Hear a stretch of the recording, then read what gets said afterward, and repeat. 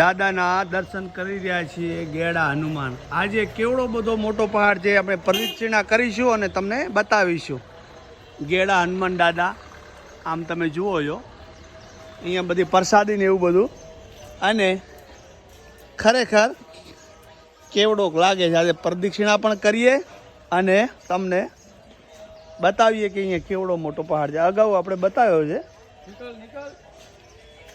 આ બાજુ હવન ચાલુ છે, બરાબર. અહીંયા દર્શનીય સ્થળ, ત્યાંથી લોકો અહીંયાથી આમ, અને તમને કીધું એ પ્રમાણે લગભગ 100 ફૂટ જેટલો હશે. ના દિવાલ પણ 15 ફૂટ જેટલી ઊંચી છે, બરાબર.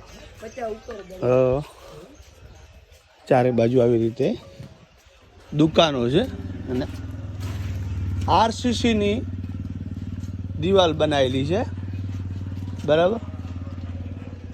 જુઓ, અને તમને અગાઉ કીધું એ પ્રમાણે કે કોઈ શ્રીફળ ખરાબ થતું નથી એવી માન્યતા છે, બરાબર. પછી તો દાદાને ખબર, હવે કોઈ શ્રીફળ ખોલીને જોવે તો ખબર પડે, પણ શ્રીફળ ખોલે ને દાદો જો મગજ જાય એટલે ખોલવું નહીં. કહેવાનો મતલબ કે અહીંથી ત્યાં સુધી આરસીસીની દિવાલ બનાવેલી છે, ને જોયું બહુ મોટો ભાઈ. લગભગ આખી દિવાલ છે ને 200-400 ફૂટમાં, 400-500 ફીટ ગોળ ગોળ દિવાલ હશે. અને આ પેપડો છે બહુ મોટો, અને દાદાની ધજા, ધર્મની ધજા દાદાની ફરકાઈ રહી છે. સૌને ગેડાવાળા હનુમાન ચડતી રાખે સદા સર્વદા એવા દાદાના ચરણોમાં આપણે વારવાર વંદન કરીએ છીએ. અને આવી રીતે લાગી રહી છે. આ કયા અમીરભાઈ કયા તાલુકામાં આવ્યા? લાખણી તાલુકામાં ગેડા ગામ. અચ્છા, અહીંથી કેટલું થાય લાખણી? લાખણી અહીંથી થતું હશે 5-6 કિલોમીટર. લાખણી તાલુકો પડે ને?